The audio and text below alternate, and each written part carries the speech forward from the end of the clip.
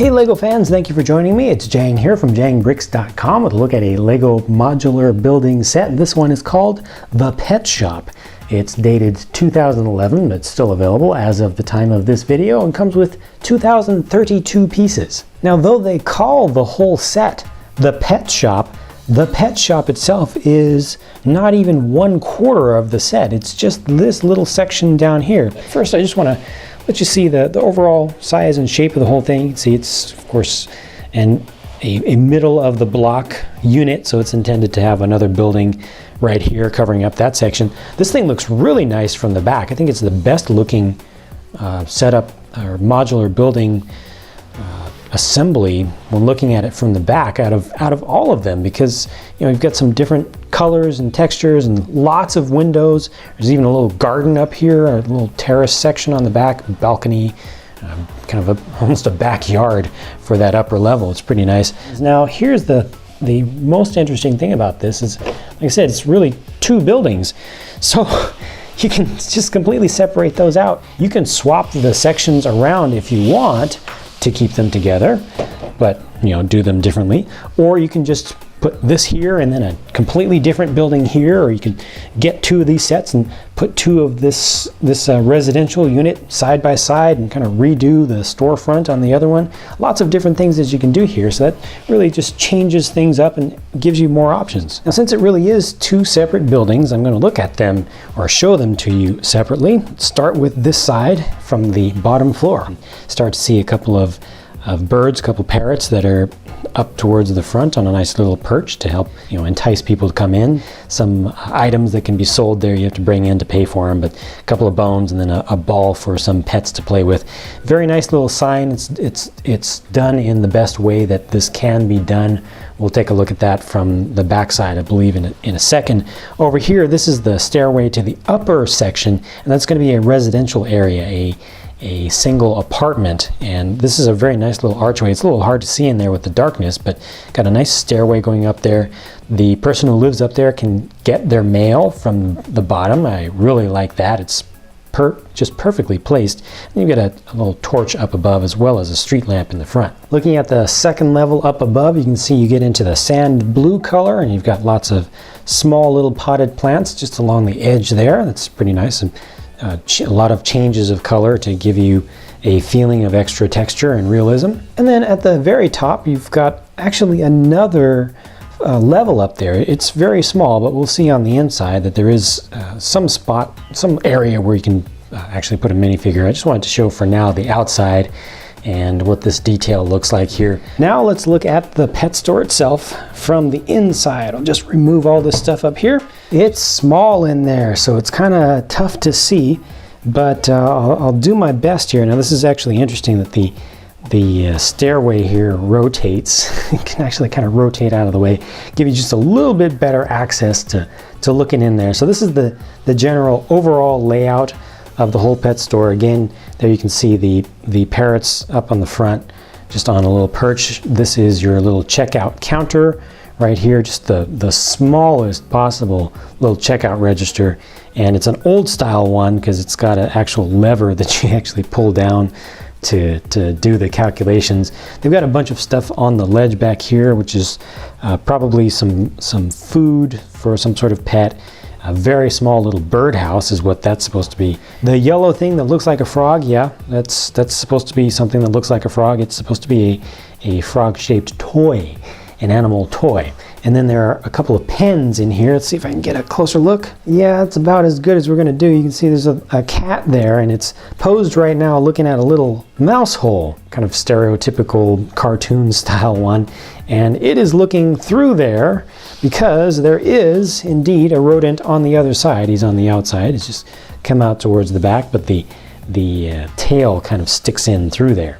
And then across the way, you've got a little fish tank, and you're not really going to see it. It may be just a little bit of a hint, but there are some green pieces, some little one stud green pieces towards the back, just to give that a little bit of extra texture, make it look like they've got some plants in there. It's a perfectly effective design as far as the shape of the aquarium, done really nicely, but they just don't have really small fish, so you're only going to get one single. I guess it's supposed to be a giant goldfish or something in there right now. And then the final thing is a little pen for a dog. So you've got a dog in there. So it's just one more animal that can be adopted, and you can see that that is the modern shape of dog. He's got a little bone in there, but he also has a little bit of painting on the nose, just a little bit of tan painting just on the nose, as well as some eye detail. I mentioned the back of the pets sign, so there's that. Lets you see just a little bit better how that's done. They just have a couple of bars going across, and you clip onto those bars with little small assemblies, pieces that are vertical or horizontal as needed to make the shapes of realistic looking letters. Very nicely done.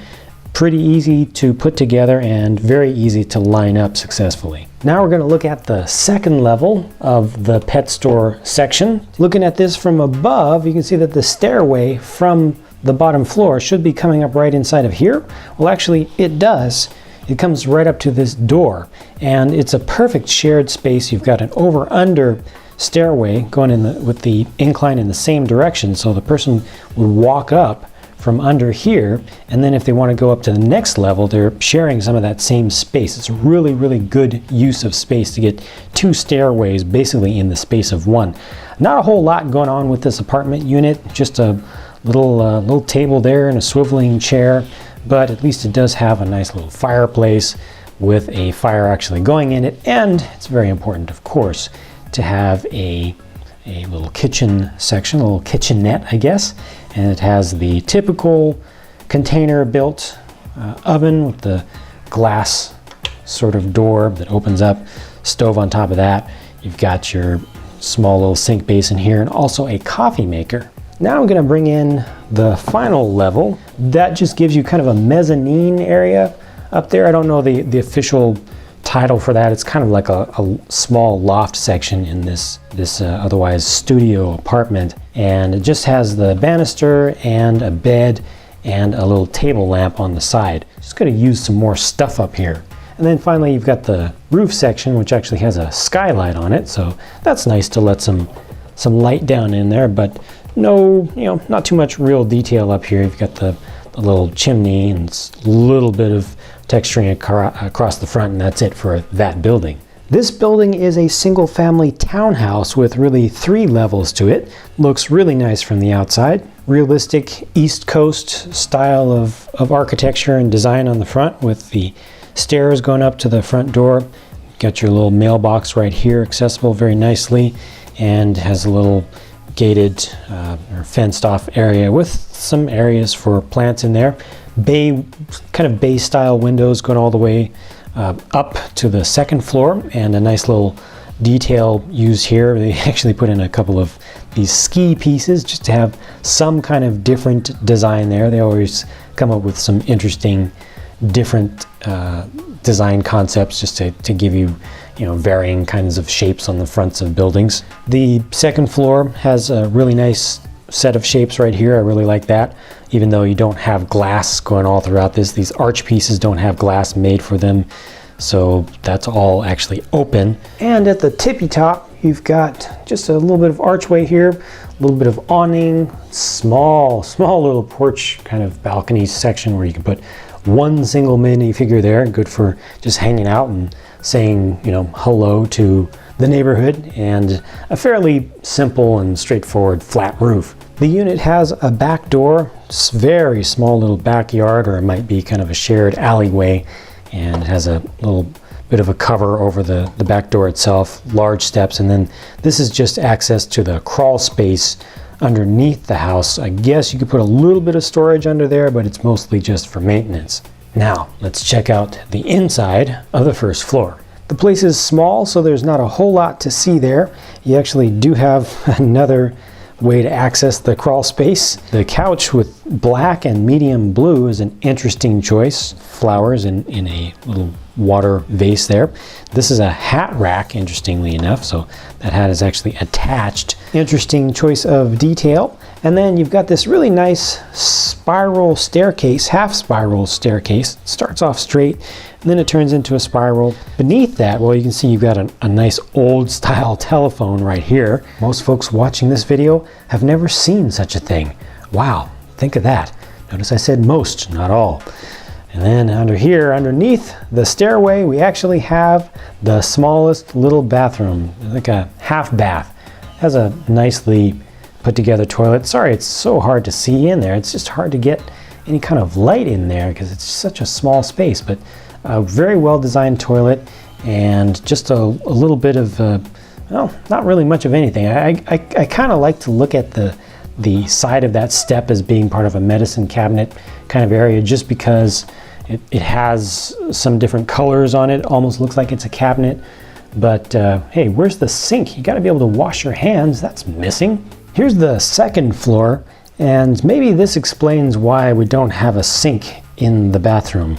It's just that we don't have a sink in the bathroom yet, or maybe it's just being replaced because this place is being remodeled. It's being, I don't know, maybe it just got bought by a new owner, or it's about to be rented by somebody. That is a bucket of paint, and that's a little tray. And let me bring in one of the minifigs. In your house, painting your walls. See what they did there? That's a stripe of white paint that's just been applied to that wall. That's really cool. Very, just very clever. Nothing else going on with this level, but that's a really nice touch. This is the top floor now, so the stairs would lead right up to here. This is the back, this is the front, and you've got a couple of moving boxes up here. So yes, this is a home in transition. And you've got these very nice, they call these French doors up top to let you get out to that small, tiny little balcony. We're just missing the rest of furnishings here because this place is not currently inhabited. This little back section helps to make up for it though, I believe, because first of all, this very nice little stained glass section here that captures light very nicely.